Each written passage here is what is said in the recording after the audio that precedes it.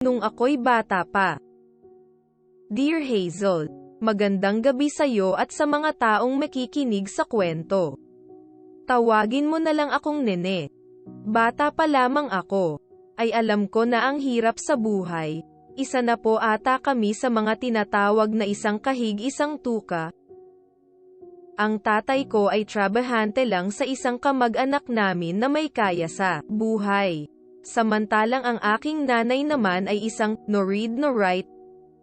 5 kami magkakapatid, ang 2 sa aking kapatid ay katulad sa kapansanan ng aming ina, pero hindi hadlang sa amin iyon Casey kahit hirap. Kami masasabi namin na naging masaya kami sa pagkabata namin. Lahat ng laro nung kabataan namin halos na laro na namin at walang bahid ng anumang problema sa buhay.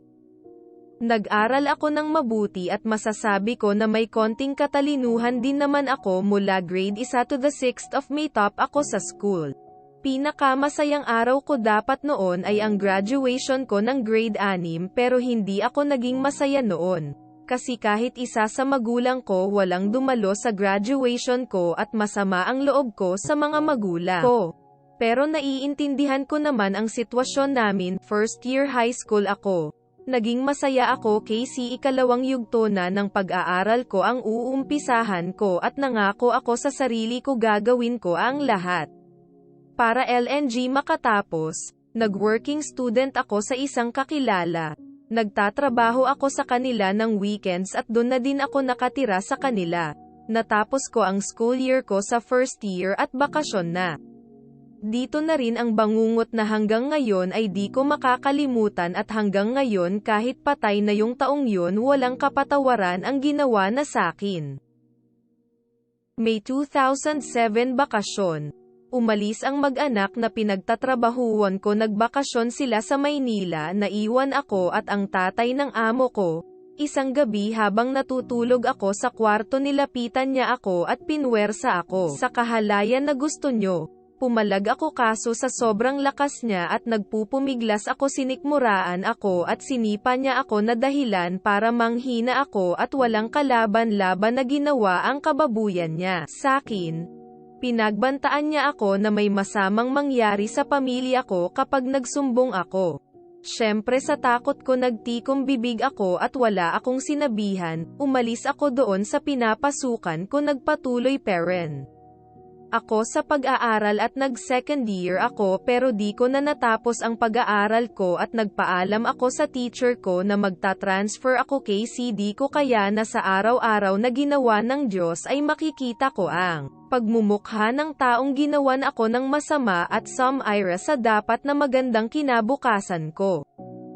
Year 2008 nasa Maynila ako at nakatira sa kamag-anak ko at nag-aral ako ng second year. Pero sa di ko alam na dahilan tinamad ako bigla at anden na yung nagkakating class na ako at lagi akong nagtatambay sa videokehan kasama ng mga barkada ko. Nalaman ng kamag-anak ko kaya hindi ako pinapasok ng 2 weeks. After 2 weeks pinapasok ako kaso ganun parent gawain ko at mas lalong lumala kasi natutunan ko kung paano mag-inom, manigarilyo, at anden na rin na sama-sama kami ng barkada ko sa mga driver ng jeep sa mga biyahe nila. November 2008, lumayas ako sa bahay ng kamag-anak namin at doon ko nakilala ang isang lesbian na naging karelasyon ko ng 11 years. Naging masaya ako sa lesbian na kinakasama ko. Lagi ako sama-sama sa trabaho niya lalo na kung nalilipat sila ng trabaho. Masasabi ko na medyo nakakalimutan ko na ang masaklap na nangyari sa akin noon dahil sa kinakasama ko, pero hindi ko parent inopen up sa kanya ang naging nakaraan ko. 2009 na pumunta ang lesbian ko sa Mindanao para magtrabaho so naiwan ako dito sa Maynila kasama ang mga barkada namin. Doon na naman ako bumalik sa dating gawain ko na nag-iinom, naninigarilyo at nakikipagrelasyon sa lalaki. 2010 nabuntis ako. At hindi ko alam ang gagawin ko at halos gumuho ang mundo ko dahil sa pagbubuntis ko na yon. Umuwi ang lesbian ko dito sa Maynila ng February. March na buntis ako nang naging karelasyon ko na itago ko pa sa kinakasama ang pagbubuntis ko. Hanggang sa pumasok sa isip ko ipalaglag ang pinagbubuntis ko, at sa di ko malaman sa katangahan ko di ko namamalayan na may nakakahalata na pala sa akin na buntis ako at doon na nalaman ng kinakasama ko. Nagalit siya at halos itaboy na niya ako. Ano daw nagawa niya at nagawa ko daw siya lokohin kahit minahal niya ako ng sobra-sobra. Pero sobrang bait niya Madam Hazel.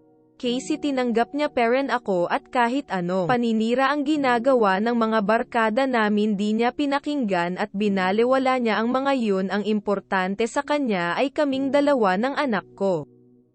2010 nanganak ako at naging masaya kami.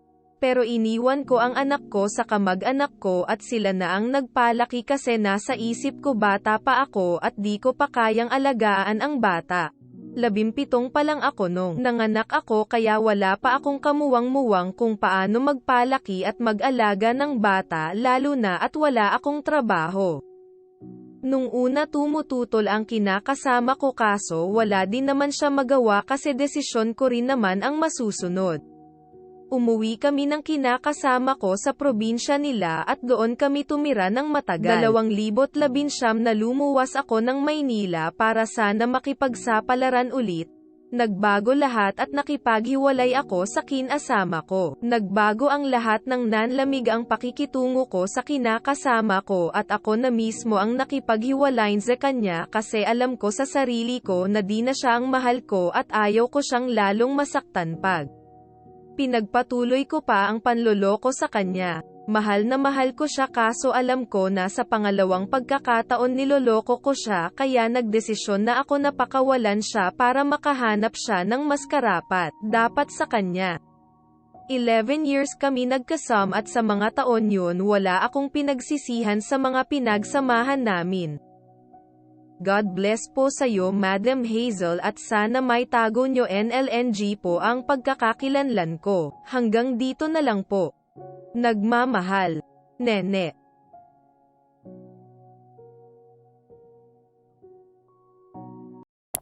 Gusto mo din bang i-share ang kwento mo? Mag-PM ka lang sa Facebook page na Kwento Mo kay Hazel. Salamat sa panonood. Hanggang sa susunod.